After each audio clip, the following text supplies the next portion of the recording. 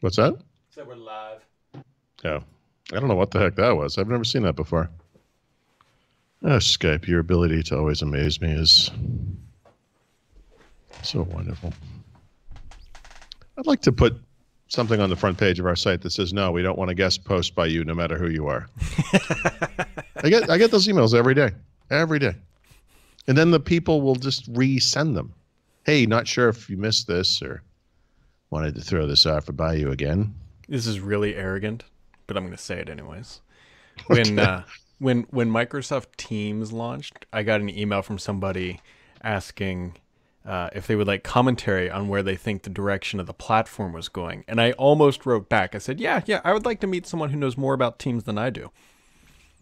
Yikes. Yikes. I did not My arrogance moment came at a PDC in Los Angeles when I was telling people at the table of reporters and bloggers about something, and Long Zhang looked over at me and he said, I don't understand. How do you know that? And I stood up and I reached out my hand to shake his hand, which he took without thinking. And I said, hi, Long, I'm Paul Thurrott. Oh my God. Yeah. This is brilliant.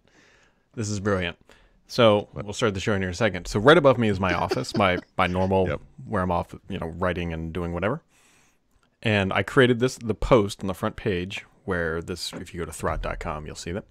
Mm-hmm. What I hear from coming from up there is the podcast. Well, like it's on something like because I had the tab open because I had to embed the audio. So is it like on a 2-minute delay or something? It's about 8 to 10 seconds. I can hear it. Do you want to run up and close it? I enjoy the sound of my own voice. My dog is under my desk just sleeping. He can enjoy just wagging his tail. Just wondering what's going happiness. On. He feels like you're with him. All right, you ready? Yeah.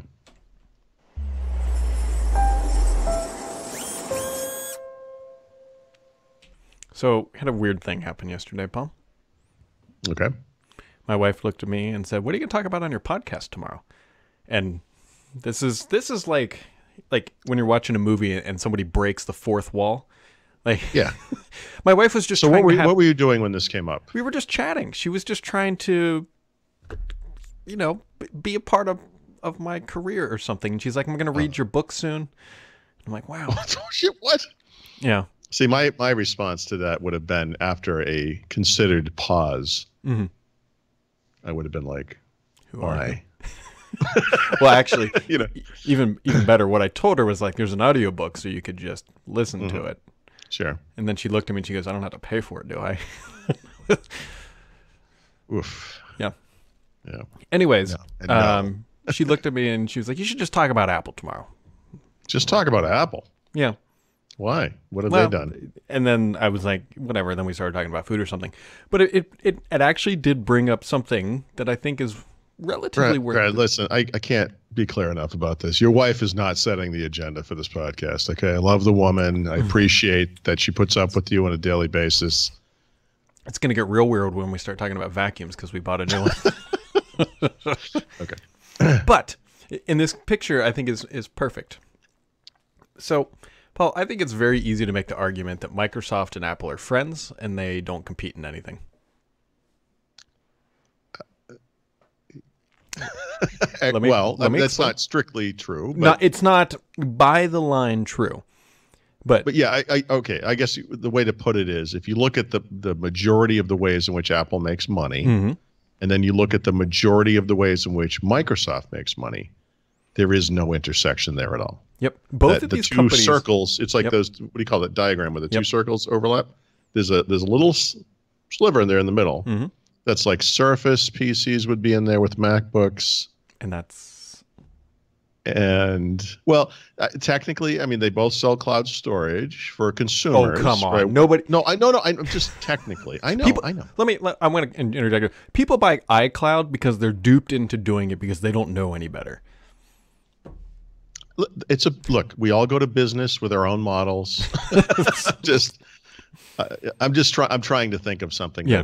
I mean, technically, they are part of the same conversation. Yes. In other words, even if you bought an iPhone, and you're like, I want to back up my photos, blah, blah, blah. You could have a conversation. We'd say, okay, well, Apple has this thing, but so does Google, so does Amazon, so does Microsoft. Yep. I agree, though. If you want to back up your phone, which you do, you got to use iCloud storage. And I believe that their storage tiers are specifically oriented to ensure that you have to upgrade to store all your backups. Yeah. But I mean, both companies could lop off their PC hardware business and the impact bottom line would be marginal. Yeah, I agree. And so it was it's a lot of people used to say, it's Microsoft versus Apple, but Microsoft and Apple in a minute would team up to figure out a way to knock Google off this planet in a second. Well, okay, that's interesting. I would say, look, in the history of both companies, there have been periods of time where one of them was very jealous of the other and sought to outdo the other and whatever. The complication here is that Google is 80% of the mobile market. Microsoft actually needs them. Yeah.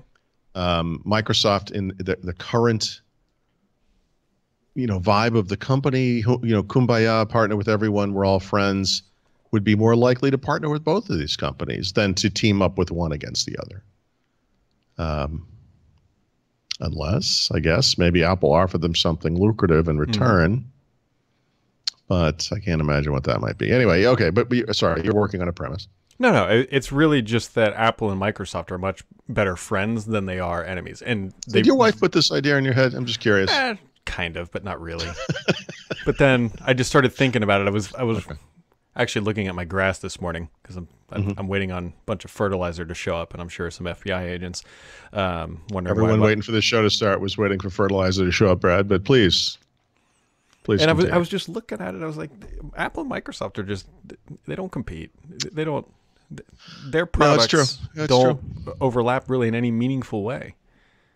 Yeah, I mean, that said, I mean, MacBook and Surface are maybe the one glaring exception. But I'm trying to figure out which is like the smaller market compared to the mothership. I mean, they're probably both about the same.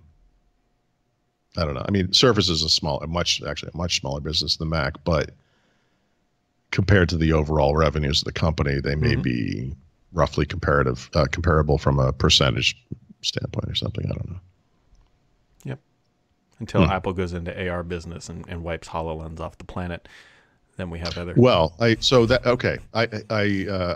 a lot of this week fawning over HoloLens too. You might have witnessed the most embarrassing interview of my life Wednesday on Windows Weekly, in which I had nothing but I had no questions for the poor woman. I only had praise, and it was a low point for journalism, I would say. But we've gotten pretty lower than that. But go on. Okay, fair enough. Low point for me on Windows Weekly, anyway. But but the rationale behind it, the reason it happened, I guess, is when Sony, my head is like all over the place. When Apple and Google collectively came out with AR technologies in their mobile platforms, I'm sure I wrote something. In fact, I should go look it up. That basically said, okay, HoloLens is dead. Like they're screwed. And the reason they're screwed is because everyone carries these mobile devices. And when you bring something like that to the masses, that's how it takes off. Plus, you have those I always use the museum example. A little kid is in a museum looking at a dinosaur skeleton, holds up their phone or their iPad, and they see what the dinosaur would have looked like in real life. And I think those things are really cool and really obvious for normal people to understand, why AR is cool.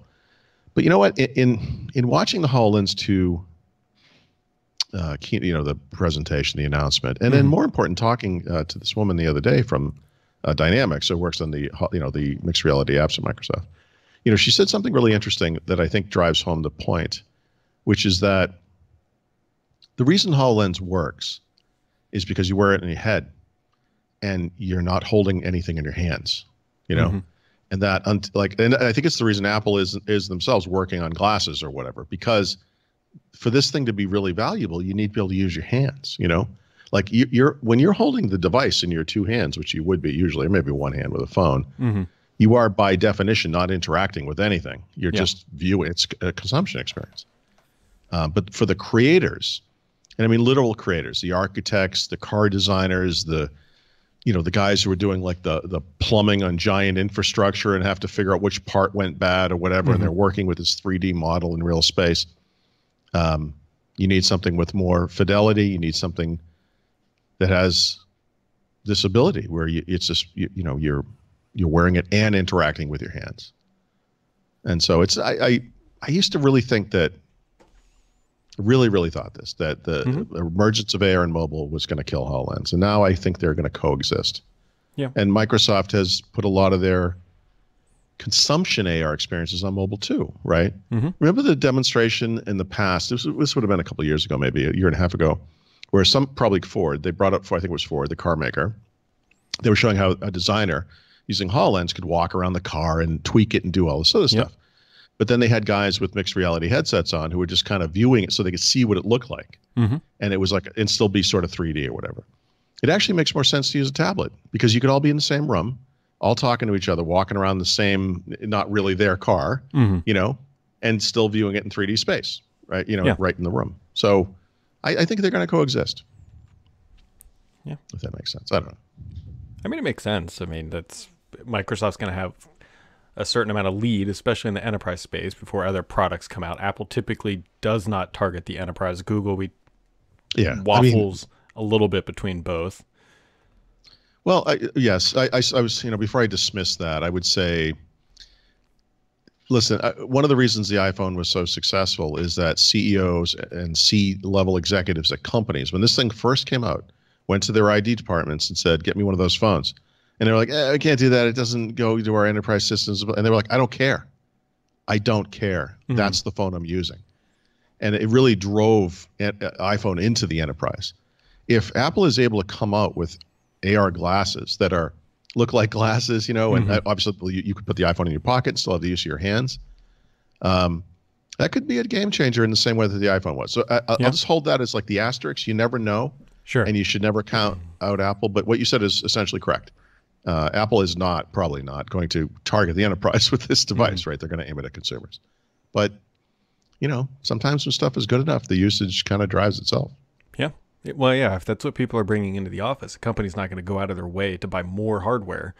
Can I make a recommendation, by the way? What? If your wife is going to do this to us, I think it is important that she be forced to watch the episode and all of the episodes. I think so, too. I think that should be the minimum bar. Yeah. I don't think she's going to watch it. Okay. and I would be very surprised if she continues to talk about these make things. Recommendations. She's because, like, here's the agenda I came up with for this week. Because we're on episode 590 something. Awesome. And this is the first. This is the first time, right? So you're saying once every 500 and something episodes she may come up with a. Yeah, that's cool. That's cool. My wife wrote a post on our site. Yeah. Yeah, I think you got to keep them happy. So. Plus, you got to go with the what do you call it? The graft aspect of our lives, I guess. In other sad news, if you will, I'm actually a little bummed that Intel is killing off the compute card. It was such a good idea, but never really caught on.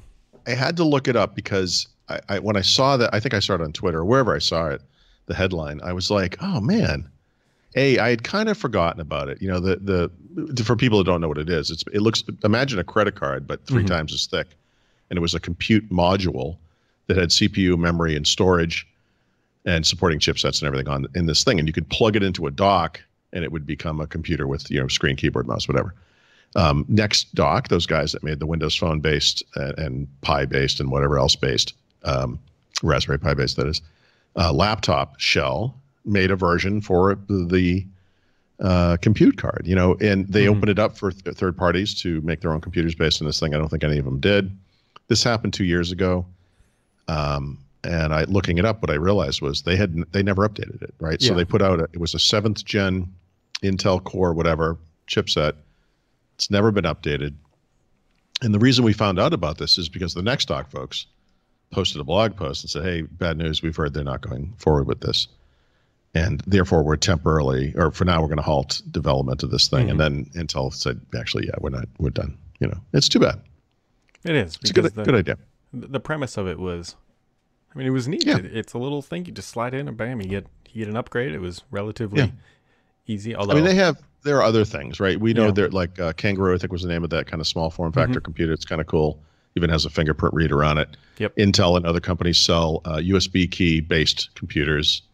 Arguably, you could do the same kind of thing, but there was something really cool about that credit card type form factor because it lent itself nicely to that thing where you could put it in your wallet and go to work and slide it into your computer, put it back in your wallet. It was like a smart card, It seemed like a good idea. I'm surprised it didn't do better. Yeah, which there was an ad that I saw on YouTube earlier, and I've known about this. There's like a Dell Alienware laptop that they pitch as being the most upgradable laptop ever. Okay. Which, with the news that Intel's killing this, maybe it's because they didn't give enough of an effort or whatever. I'm curious how often people actually do upgrade that, like the core components of their computers. That's a good question. Motorola, for example, is still makes them, but I don't think they've been successful. There's an innovative modular smartphone design with the Moto mods. Essential was originally going to be based on these modules you could plug onto the side of it. In that case, it's one of those things that seems like a really good idea, And I think for some things, like you could make the argument for one of the things we've lost for the most part in the laptop world is the ability to upgrade things like the RAM or replace the battery. Replacing the battery on the fly is actually really useful because if you have a device that gets like 8 hours of battery life and you're flying to China or something, you have an extra battery, you just pop that in your bag and you potentially have enough juice to last for a lot of the trip or whatever. It's just a good idea. It's obviously a good idea, but to make these machines really thin and light, they've basically started sealing the cases, and that stuff is usually not accessible on most laptops today. And it's, I don't know. Do we need to be able to replace the CPU in a laptop? I don't know. Maybe not. But I think I don't remember who brought this up, but one of us raised the notion of like a modular Xbox, right? And that to me gets really interesting. I mean, what is the thing that needs to be replaced to keep this thing, to make it go to the next level? Like, what's the real difference between a Xbox One S and an Xbox One X, right? There's probably a couple things, right? But could that be on a modular, thing like we have in Surface Hub now? Yeah, I think so. I mean, sure, obviously it's like definitely doable. It's whether or not it's worth the additional does cost, it make sense? Yes. And would enough people upgrade? I mean, I think we're locked into a mindset where modularity is not what people necessarily want, even though it would be better. They want the new thing.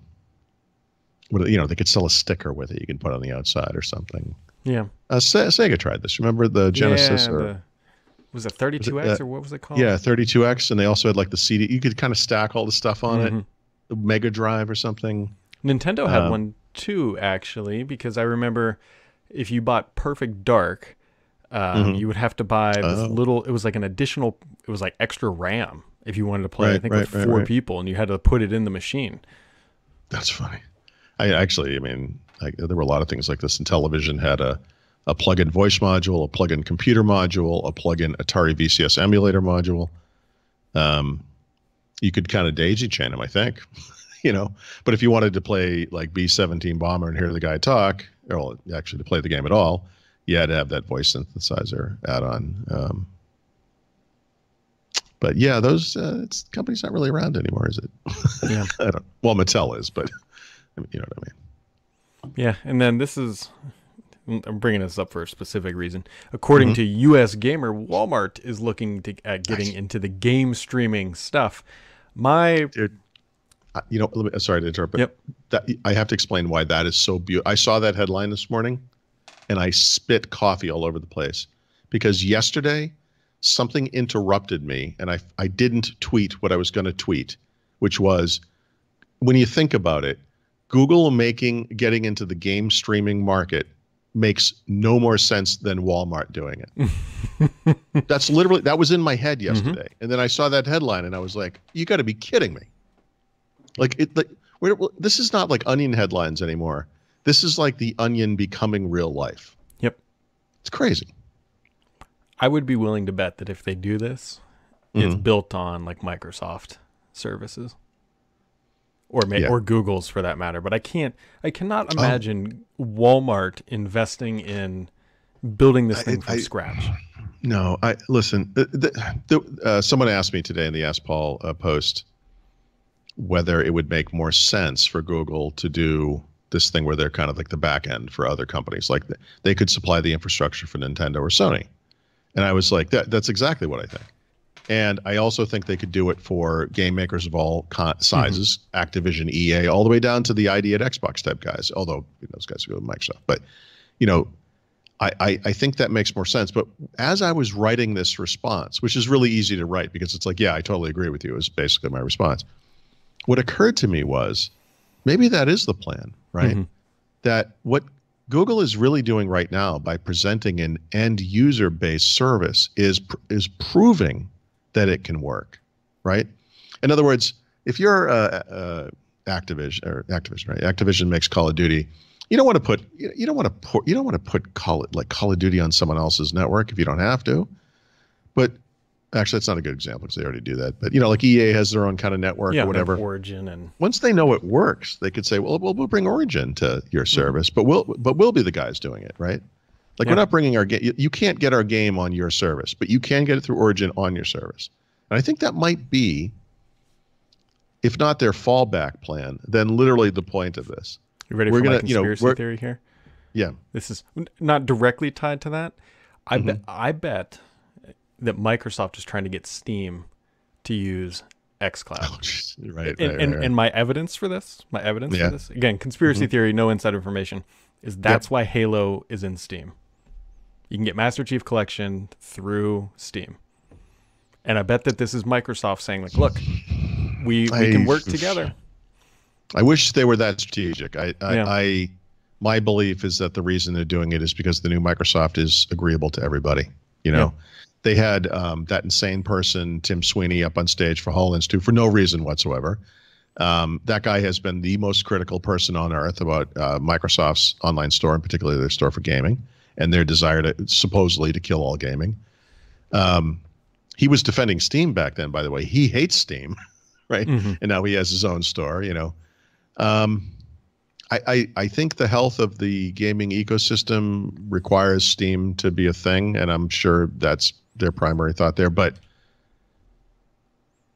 yeah, that would be. Listen, I want a world where Microsoft reaches out to Google and gets their PWAs in the Windows Store, the Microsoft Store. I want a world where Microsoft reaches out to Steam and puts their first-party games on Steam so you can play them on the PC if that's how you want to do it. Like, that world to me is wonderful, right? For all of the joking I make about, the Kumbaya stuff. But doing it to, I don't know. See, there's a part of me that I could see Microsoft looking at all of their efforts to make PC gaming some magical place. There was like Xbox Live for PC or whatever that program was called back in the Vista days. Oh God, the Games for Windows. Games for Windows Live. That's what it was. They've been trying. They've put tons of games in the Windows Store. Trying is a strong word, but but it's never worked. And if they could find a way to work with Steam to make Steam the PC game provider of choice for Microsoft games, they just own and go hog wild with Xbox and streaming. It kind of solves a problem for them if they can obviously make the business case for ripping games out of the Microsoft Store, probably, which is the only reason anyone goes there anyways, for the couple games that are there. Yeah, fair. Yep. It's just funny. The game streaming thing is not viable right now.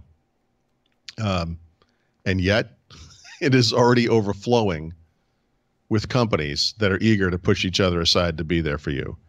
And it kind of reminds me of a lot of things, but think about like streaming video services, it's the same thing right now. Like, do we seriously not have enough of these things?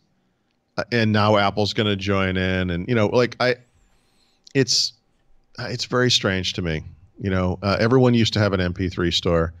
Everyone used to have actually a movie store as well. Remember, like, Walmart had a digital store. I mean, like sometimes you would see like a retailer would buy an online service. I'm forgetting the names of these things now, but just to kind of get into the business, like it seems like every few years we hit on a new thing. Like right now it's game streaming. Like everyone is all of a sudden, this is the hot new thing. And of course the guys from OnLive must be kicking themselves. Like, oh yeah, they had this and then. Yeah. Like we invented this. Thanks. Yeah. I don't know. It's it's crazy to think of that, but then also hearing the words that Microsoft and Nintendo announced this week that Xbox Live is coming to the Switch via Cuphead. Yep. I mean, that. So remember that a few weeks back there were rumors Xbox Live was coming to mobile and Switch was the rumor. They announced mobile. And we're like, oh, that's weird. Everything. It seems like Switch should be part of that. I've always said this with the Switch. I mean, as good as this hardware is, like the one thing that Nintendo, it's the dark side of their kind of nostalgia-based, family-friendly strategy. They're just not there when it comes to the online service stuff, like Sony is, especially, and Microsoft is. And this is something I think they need help in. And they do, I think, need a partner like Microsoft or Google or Amazon or whoever to kind of make that happen. And I, in the same vein as your suggestion, I thought at that time, a few weeks ago, I was like, Microsoft should be talking to Nintendo. They do have a common enemy over there, right? Sony. And now what we find is that it was Microsoft that went to the game makers of Cuphead and said, hey, we want to get Xbox Live going over there. How about porting Cuphead? And we'll do that as the launch title, And that speaks to what you're talking about, an actual strategy that involves competing against someone, by partnering with another enemy of that company. I mean, it's to me that makes a lot of sense, but it's not really the way the new Microsoft does things. Usually, yeah, we'll see. There's a lot of it's unknowns, but I would say, and I think Microsoft probably understands this better than we do, there's a lot of potential for what they are building. And this is right in their playbook of build the service, then work with partners to resell it and all that good stuff. And maybe they just go, straight to Nintendo and say, hey, resell xCloud, but under your own banner. Bring your own games. And then they do the same to Steam, and they do the same to everybody else that doesn't want to be on Amazon for whatever reason or on Google for whatever reason. If Microsoft's efforts here are successful, they will have to make more money from selling the infrastructure to other companies to use than to sell their own stuff. There is no way that the majority of the money that goes through this thing is going to come from Microsoft, from Microsoft games and Xbox Live infrastructure. I agree, because somebody asked me a really interesting question this morning, actually. They said, what games do you want to play on xCloud? And I was like, yeah, well, not really many, because I'd rather just play them on my Xbox. Yeah. I mean, well, okay, but I don't commute to work, right? But if I did, if I could connect an Xbox controller to my phone and play Call of Duty on the train or something, like, if I was younger, I guess. I don't know. I mean, would I be interested in that? I mean, I think some people would. Oh, there's definitely, I'm not saying there's not people, but it's more to your point that Microsoft would make infinitely more money if EA was using their service on the back end. And let's face it, all the hit games you can think of for the most part, whether it's on mobile, like a mobile specific game, like a Monument Valley kind of a thing, or Angry Birds or whatever, or if you look at PC/console gaming, things like Apex Legends or PUBG or Fortnite or whatever. Fortnite is a mobile crossover, whatever.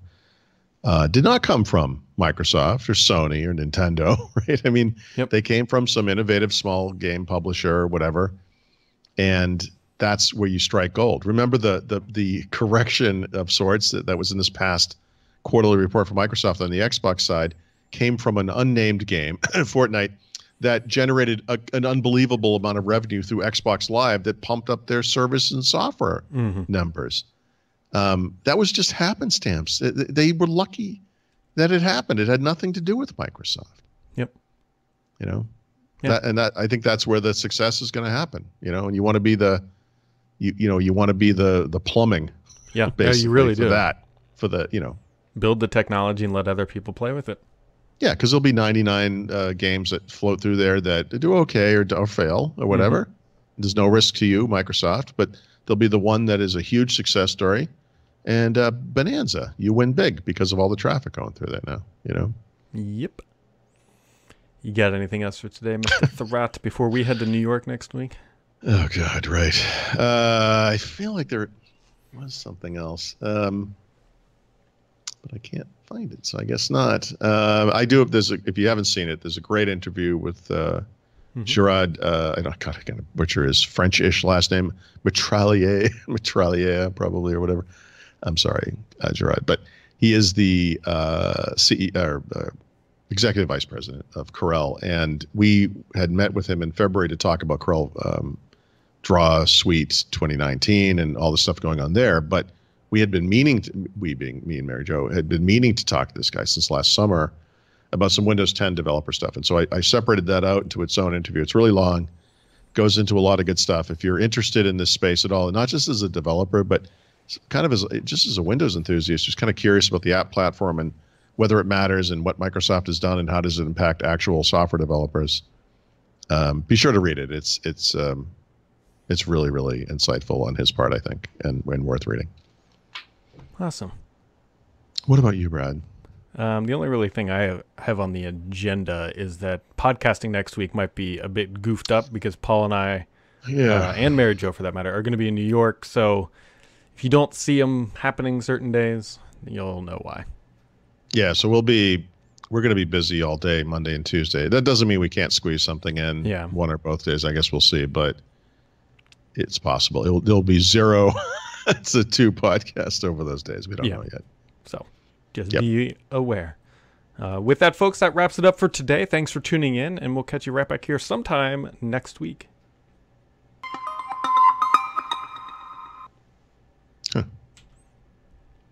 I just saw this thing that you liked, which is that a deaf software engineer at Microsoft struggled to read her parents' lips. Yeah.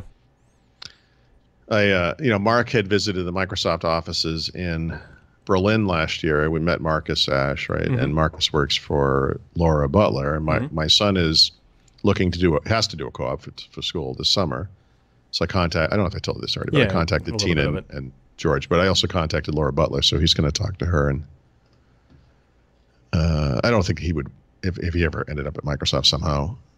There's there's a slow ring thing. Anyway, but maybe she'll be a good contact for him. Yeah, she might have ideas. But I told him, I'm like, Mark, you could be like as a deaf person, Microsoft is going to be all over you right now. This is the company you should be talking to. They are really serious about accessibility. They are. Yep.